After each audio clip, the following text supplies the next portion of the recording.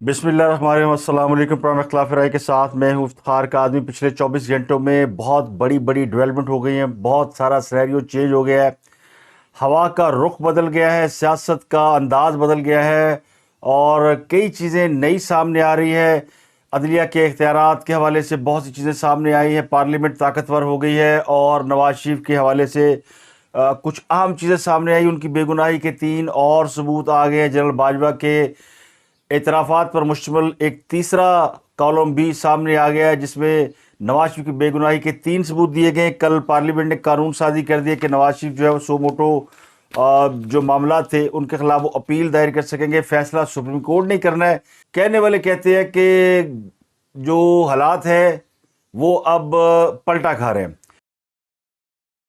اگر آپ عمران خان صاحب کی سیاست کو دیکھیں تو عمران خان لوکل طاقتوں سے محروم ہو چکے ہیں، مقامی سہولت کاروں سے ان کی تقریباً کٹی ہو گئی ہے، اور تمام سہولت کار ایک ایک کر کے یا تو ایکسپوز ہو گئے ہیں یا پھر اس قابل نہیں رہے کہ عمران خان کی کوئی ہیلپ کر سکیں۔ ایک آخری راستہ رہ گیا عمران خان کے پاس کہ وہ انٹرنیشنل اسٹیبلشمنٹ اور کی حمایت حاصل کرے، لیکن انٹرنیشنل اسٹیبلشمنٹ پاکستان کی سیاست میں جو ہمیشہ بڑا رول پلے کرتی رہی ہے وہ ہمیشہ فوج کی مدد سے کرتی رہی ہے۔ تو فوج اس وقت نیوٹرل ہے، تو انٹرنیشنل اسٹیبلشمنٹ کو بھی مشکلات کا سامنا ہے کہ عمران خان کی کس طرح مدد کریں۔ عمران خان اپنا کیس پلیڈ کر رہے ہیں، لیکن جو مقامی طور پر چیزیں ہیں وہ ان کے ہاتھ سے نکلتی جا رہی ہیں۔ ان کے خلاف بے تحاشا کیسز بن چکے ہیں، اور ایک کے بعد ایک کیس میں ان کی پیشی ہے۔ دوسری طرف جو چیزیں ہو رہی ہیں وہ پہلی بار پارلیمنٹ نے عدلیہ کے جو رولز اینڈ ریگولیشن ہے ان میں ترمیم کی ہے، اور ایک اور فیصلہ کل قاضی فائز عیسیٰ نے دے دیا۔ اس فیصلے نے تو بالکل ہی کہتے ہیں لٹیا ہی ڈبو دیا۔ قاضی فائز عیسیٰ جو کہ انکمنگ چیف جسٹس ہیں، انہوں نے کیس کے دوران ایک اہم فیصلہ دے دیا۔ تو اب ایک سوال کھڑا ہو گیا کہ کیا اس فیصلے کا جو جسٹس قاضی فائز عیسیٰ نے لیا ہے، اس کا اس جو کرنٹ کاروائی جاری ہے جس میں چیف جسٹس ایک 5 رکنی بینچ کو لیڈ کر رہے ہیں، اس پر کوئی اثر پڑے گا کہ نہیں پڑے گا؟ تو ججوں کے اندر جو رفٹ پیدا ہوئی ہے، جو بغاوت پیدا ہوئی تھی، وہ بہت اوپر تک نظر آتی ہے۔ ایک اور اہم خبر کا ذکر کرتے ہوئے چلیں کہ لکی برور تھانہ صدر کے قریب ایک دھماکہ ہوا جس میں ڈی ایس پی اقبال محمد سمیت جو ہے وہ 4 لوگ ہلاک ہوئے ہیں۔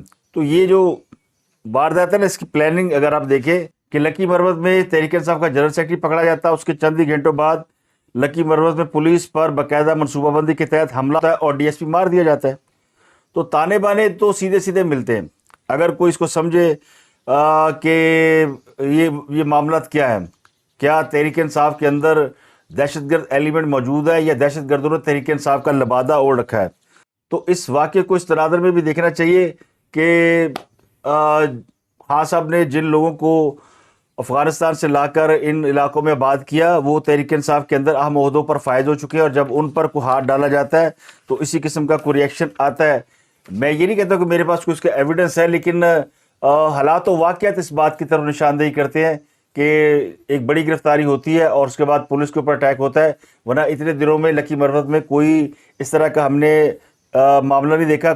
چند ہفتوں پہلے وہاں پر ایک آپریشن ضرور کنڈکٹ کیا گیا تھا، لیکن اس سے آگے بڑھتے ہیں اور اس سے آگے بڑھ کے ہم آتے ہیں الیکشن کمیشن آف پاکستان کی جانب۔ الیکشن کمیشن آف پاکستان کا ایک کیس چل رہا ہے سپریم کورٹ کے اندر کہ الیکشن کمیشن نے صدر کی دی ہوئی تاریخ کے مطابق الیکشن کیوں نہیں کرائے، الیکشن ملتوی کر دیے۔ سپریم کورٹ نے الیکشن کمیشن کو پنجاب میں الیکشن کرانے کے لیے ایک ڈیٹ صدر سے کنسلٹ کر کے دینے کا حکم دیا تھا، اس پر عمل نہیں ہوا، اور الیکشن کمیشن نے ایک اور ڈیٹ دے دی ہے، اور وہ ڈیٹ انہوں نے دی ہے خیبر پختونخوا اسمبلی کے انتخابات کی۔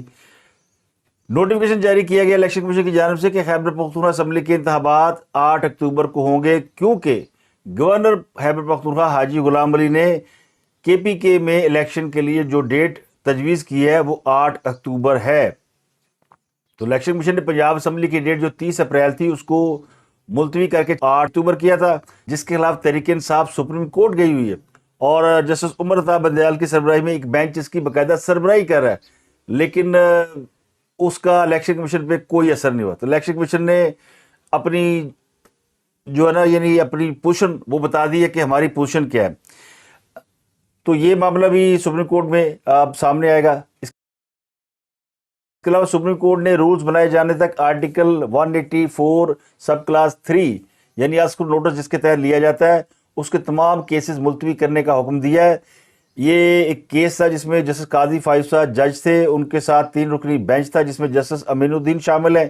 جسٹس امین الدین وہی جج ہیں جو کہ اس وقت 5 رکنی بینچ کا حصہ ہے جو کہ الیکشن ملتوی کرنے کی کیس کی سماعت کر رہا ہے، اور اس میں جسٹس شاہد وحید ابھی شامل تھے۔ یہ فیصلہ 2-1 سے دیا گیا ہے۔ شاہد وحید صاحب نے اختلافی نوٹ لکھا ہے اور اس فیصلے کے مطابق یہ کہا گیا جی کہ چیف جسٹس پاکستان کو خصوصی بینچ بنانے کا کوئی اختیار نہیں ہے۔ اگر بینچ بن جائے تو اس بینچ کو توڑنے کا یا اسپیشل بینچ بنانے کا کوئی اختیار نہیں ہے۔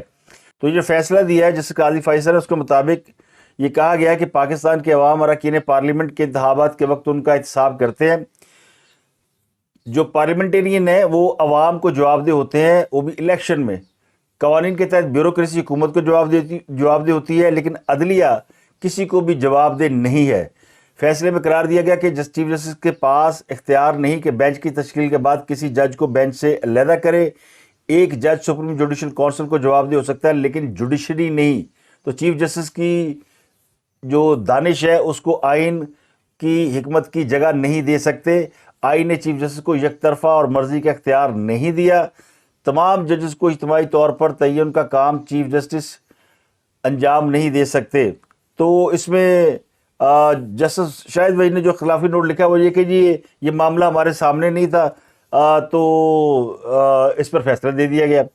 تو یہ بات درست ہے۔ یہ اسی طرح کا معاملہ ہے جس طرح جسٹس اعجاز الاحسن اور جسٹس مظاہر علی اکبر نقوی نے نوٹ لکھ دیا تھا اس کیس میں، جو کیس تھا پنجاب کے جو وہ پولیس افسر تھے غلام محمد ڈوگر، ان کی بحالی کا کیس تھا۔ اس میں پھر یہ لکھا گیا 2 ججوں کی جانب سے چیف جسٹس آف پاکستان کو کہ وہ اس معاملے کا نوٹس لیں کہ الیکشن جو ہے وہ مقررہ وقت پہ کیوں نہیں ہو رہے اور الیکشن جو ہے وہ کون کرائے گا۔ 90 روز میں جو الیکشن کرانے کا معاملہ تھا اس کے اوپر انہوں نے لکھا تھا۔ اسی طرح کا یہ معاملہ ہے، یعنی یہ کیس تھا ایک حافظ قرآن کا کوئی نمبر دینے کا مسئلہ تھا۔ اس کیس میں جسٹس قاضی فائز کی طرف سے ریمارکس آنا اور انہوں نے اپنی جو آبزرویشن دی، جو فیصلہ دیا، وہ فیصلہ جو ہے وہ اب ایک چیف جسٹس جو سٹنگ ہیں، ایک چیف جسٹس جو آنے والے ہیں اور وہ سینئر جج ہیں، اور ان کے اوپر یہ بھی ڈیوٹی ہے کہ آئندہ جب بھی سپریم کورٹ میں کوئی خود نوٹس لیا جائے گا تو 3 ججز مل کر فیصلہ کریں گے، اس کا وہ حصہ ہے، اور جو بینچ بننے ہیں اس کا بھی وہ حصہ ہے۔ تو انہوں نے یہ کہا کہ جب تک یہ رولز نہیں بنتے تو ہمارے لیے بہتر ہے کہ ہم یہ جو آج خود نوٹس ہے اس کی سماعت روک دیں۔ تو فیصلہ بڑا جائز ہے، فیصلے میں کوئی ابہام نہیں ہے۔ اسی طرح کل پارلیمنٹ نے جو فیصلہ دیا اس میں تمام آج خود نوٹس کیسز میں جو فریق متاثر ہو چکے ہیں ماضی میں، ان کے بھی مقدمات کے حوالے سے یا فیصلوں کے حوالے سے اپیلیں سننے کا معاملہ ڈال دیا گیا کہ وہ بھی اپنی اپیلیں کر سکیں گے۔ تو اس میں نواز شریف کو اپیل کا حق ملا ہے، لیکن جو ٹاپ آف دی سٹوری ہے وہ چونکہ معاملات بڑے ہیوی چل رہے ہیں، بڑے ہائی لائٹڈ معاملات ہیں، اس میں ایک اور کالم آیا ہے، وہ آیا ہے جنرل باجوہ کا، جو کہ شاید میتلا ایک سینئر صحافی ہے، انہوں نے ان سے کوئی گفتگو کی تھی فیبرری میں، اس کو وہ قسط وار لکھ رہے ہیں۔ تیسری قسط ان کی جو ہے نا وہ پہلی 2 قسطوں کے مقابلے میں ذرا زیادہ دھماکہ خیز ہے۔ اب یہ سوال تو بنتا ہے کہ انہوں نے یہ ساری باتیں جو کہ آج وہ لکھ رہے ہیں یہ پہلے کالم میں کیوں نہیں لکھی؟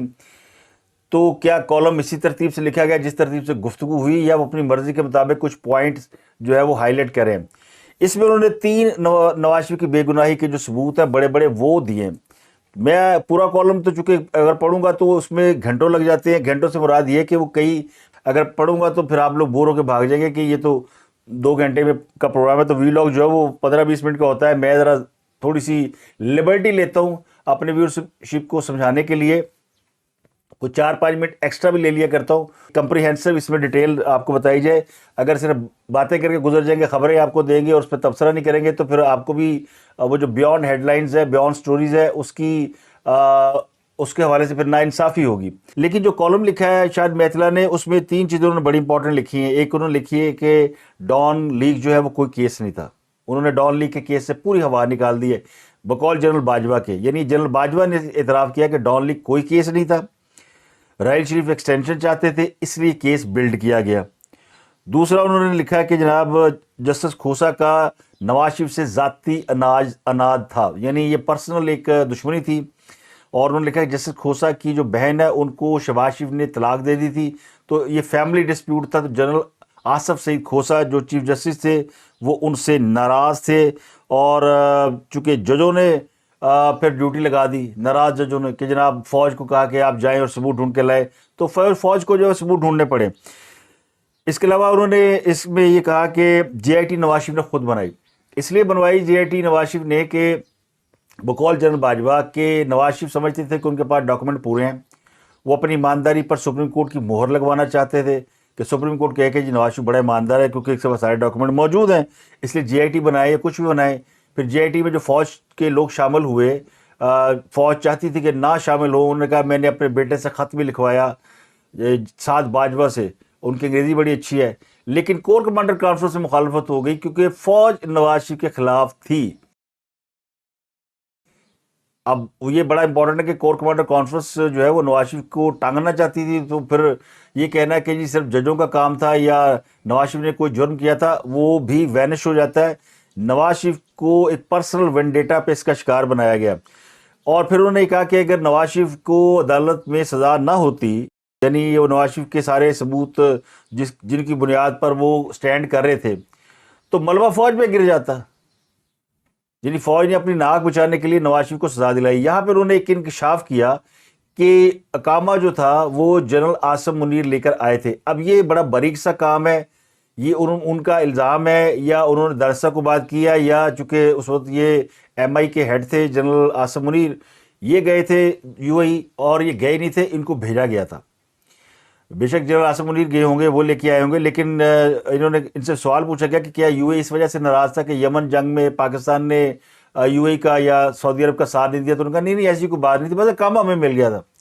تو میں آپ کو روک کے بتاتا ہوں کہ اقامہ ملا نہیں تھا، اقامہ یو اے نے باقاعدہ کہا تھا پاکستانی فوج کو کہ یہ ہمارے پاس نواز شریف کے ڈاکومنٹ موجود ہے، ان کے بیٹے کی کمپنی موجود ہے، اف یہ آپ کو کوئی ہیلپ کر سکتی ہے تو یہ آپ ڈاکومنٹ منگوا لیں، ہم آپ کو دے دیتے ہیں۔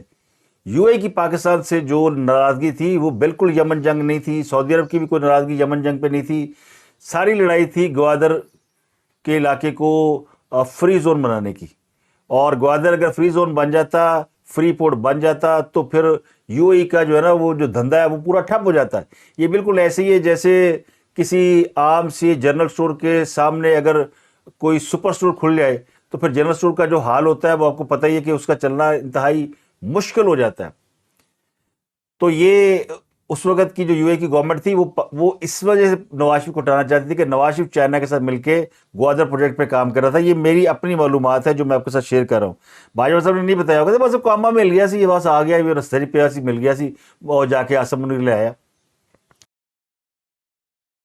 جنرل عاصم منیر کو اس لیے بیچ میں انہوں نے نام دیا ہے، ہو سکتا ہے یہ سچ ہو، لیکن اس میں بھی ہو سکتا ہے کہ انہوں نے اس کو انکلائن کیا ہو کہ ذرا ایک بار پھر ناراضگی فوج کے ساتھ کسی طریقے سے پیدا ہو جائے نواز شریف اینڈ کمپنی کی، لیکن وہ کیوں چاہیں گے ناراضگی پیدا ہونا؟ تو میں اس کو مان لیتا ہوں کہ یہ سچ ہوگا۔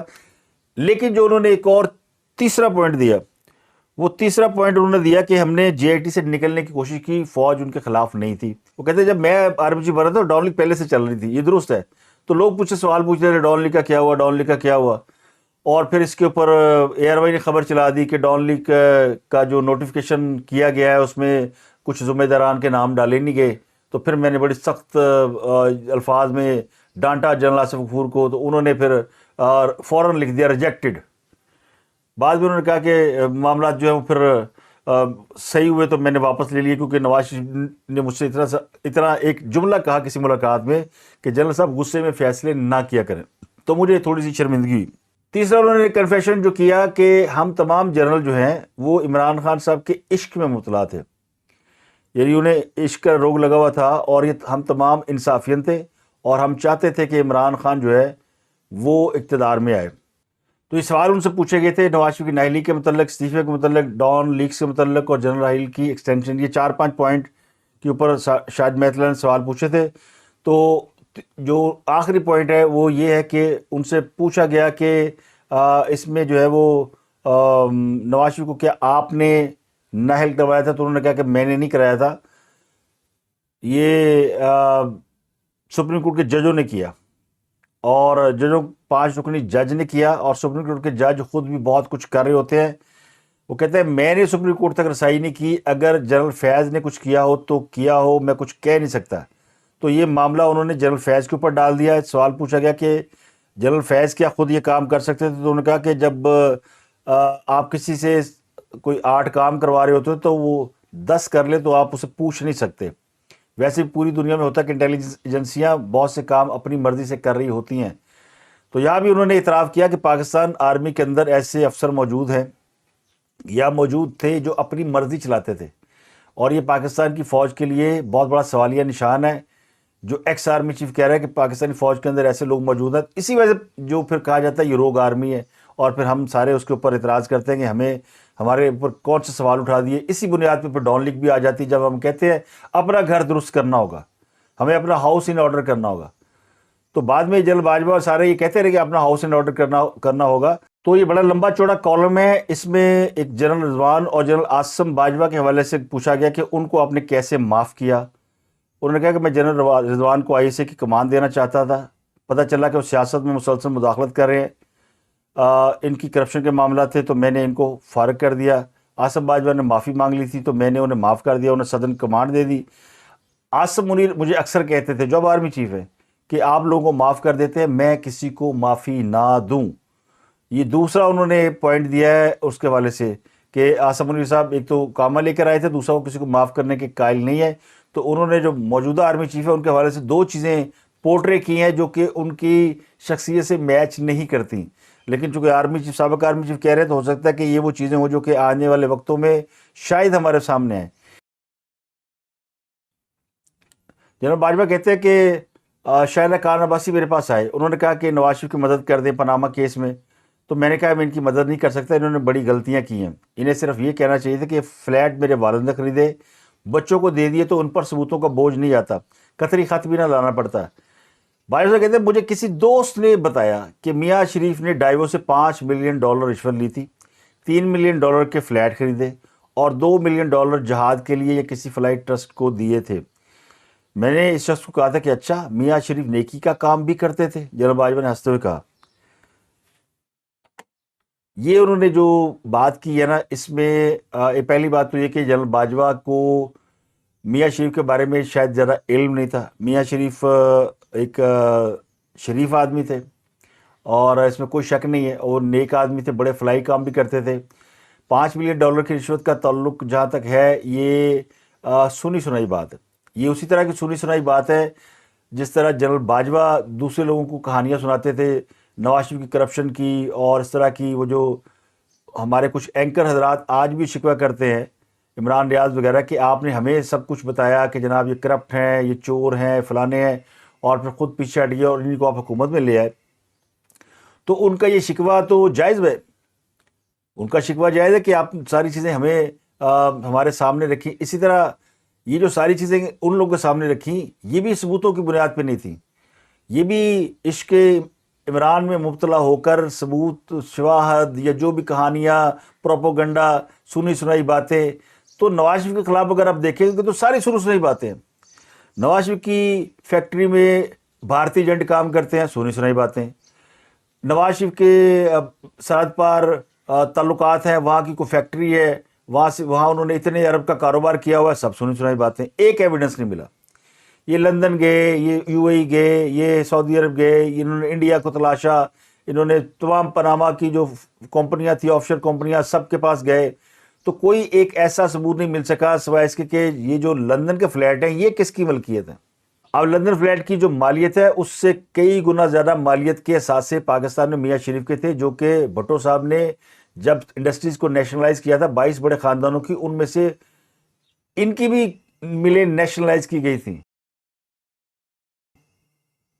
میں کوئی ایڈوکیسی نہیں کر رہا، لیکن یہ سب کو پتا ہے کہ نواز شریف ایک مالدار آدمی تھا، اور اس کی حیثیت اس وقت بھی ایسی تھی کہ وہ لندن میں فلیٹ خرید سکتا تھا۔ لیکن وہ جو بعد میں کہانیاں سنی سنائی، جتنے الزام لگائے گئے، وہ سارے وینش ہو گئے۔ یا تو ان میں سے کوئی ایک بھی الزام ثابت ہو جاتا تو ہم بھی کہتے ہیں ہاں جی نواز شریف نے یہ کیا. اور نواز شریف کو اگر کوئی ڈر ہوتا تو پاناما میں جے آئی ٹی نہ بنواتا, فوج کو شامل نہ کرتا. باجوہ صاحب کہتے ہیں میں بڑی کوشش کی تھی کہ فوج جے آئی ٹی میں نہ جائے. باجوہ صاحب کی ایک اور بڑی عادت سمجھ میں آئی ہے 3-4 کالم پڑھنے کے بعد, کہ وہ اپنے اوپر کوئی الزام نہیں لے رہے. وہ کہتے ہیں میں تو بے قصور, میں نے تو کیا کچھ نہیں. اور شاید یہی بات وہ مسلم لیگ نون کو بتا بھی چکے ہیں, کنونس بھی کر چکے ہیں اس بات پر کہ جناب میں نے کچھ نہیں کیا, یہ سب کچھ پہلے سے چلا آ رہا تھا. فوج کر رہی تھی آپ کے خلاف, وہ جو پچھلے ڈی جی آئی سی تھے وہ کر رہے تھے, پھر جو فوج کے اندر کور کمانڈر سے سب فوج خلاف تھی. وجہ یہ تھی کہ نواز شریف نے مشرف کے خلاف کارروائی کا فیصلہ کیا تھا, تو سارے خلاف ہو گئے, کیونکہ فوج اپنے سابقہ آرمی چیف کو بھی پروٹیکٹ کرتی ہے. یہ باٹم لائن ہے جناب. جنرل باجوہ نے کالم جو لیتا ہے جناب سابقہ آرمی چیف کو آپ انگلی نہیں لگا سکتے, میں جو مرضی کہوں میرا تو کچھ نہیں بگاڑ سکتے. نہ تم مشرف کا بگاڑ سکے تھے آپ, نہ کسی اور کا بگاڑ سکے, نہ میرا بگاڑ سکیں گے. تو اس لیے جلد سے جلوس میں میرا نام لینا بند کرو. یہ ہے شاعر یہ کہنے کی کوشش کر رہا کہ مجھ پہ تنقید کرنے کا, مجھ پہ آرٹیکل 6 لگانے کا, مجھ پہ میرا کورٹ مارشل کرنے کا سوچنا بھی نہ. جنرل فیض کا سوچ لے, کسی اور کا سوچ لے, آرمی چیف کو آپ کچھ نہیں کہہ سکتے. تو بہرحال جنرل باجوہ کے ذمے جو کچھ بھی تھا انہوں نے اس تیسرے کالم میں کلیئر کر دیا کہ نواز شریف کے اوپر کوئی ایسا چارج نہیں تھا جو کہ ان کو حکومت سے نکالا جاتا. نمبر 1, یہ عشق عمران میں گرفتار تھے. عمران خان کا بھوت جادو سر چڑھ کر بول رہا تھا, اس کی وجہ سے ججوں نے اور فوج نے مل کے نواز شریف کی حکومت کا تختہ الٹا. انہیں عالمی اسٹیبلشمنٹ کی مدد مل گئی کیونکہ نواز شریف ایک پوزیشن لے رہے تھے, اور وہ پوزیشن تھی چائنا کے ساتھ جانے کی اور امریکن بلاک کو تھوڑا سا کولڈ شولڈر دینے کی. یہ 3 بڑی وجوہات ہیں جو میں نے آپ کو بتا دی ہیں. اور ہماری عدلیہ وہ نواز شریف کی اپیل سننے کو تیار نہیں ہے, وہ نواز شریف کا کیس لگانے کو تیار نہیں ہے. پتہ ہے سب دودھ کا دودھ پانی کا پانی ہو جانا ہے. تو پھر آج پارلیمنٹ نے تھوڑی ہمت کر کے وہ قانون سازی کر دی ہے کہ فیصلہ آپ ہی کریں, لیکن کم از کم کیس تو اپنے سامنے رکھیں. تو یہ میں نے اس لیے کہا کہ بڑی دھماکہ خیز خبریں ہیں, بہت ہی چیلنجنگ قسم کے اس وقت جو ہے نا انکشافات کا دور ہے آج کل, اور بڑے بڑے انکشافات ہو رہے ہیں. تو بہت ساری چیزیں جو ہے نا وہ رہ جاتی ہیں. ابھی تو 2-3 سٹوریاں ایسی ہیں کہ جو اور دھماکہ کر سکتی ہیں, لیکن وہ ایک وقت میں ایک ہی ویلاگ میں آپ کے ساتھ ایک ڈیٹیل کے ساتھ چیزیں ڈسکس ہو سکتی ہیں. باقی چیزیں ہم اگلے ویلاگ میں آپ کے ساتھ شیئر کر لیں گے. اپنا اور گردن واقع لوگوں کا بہت بہت خیال رکھیے گا.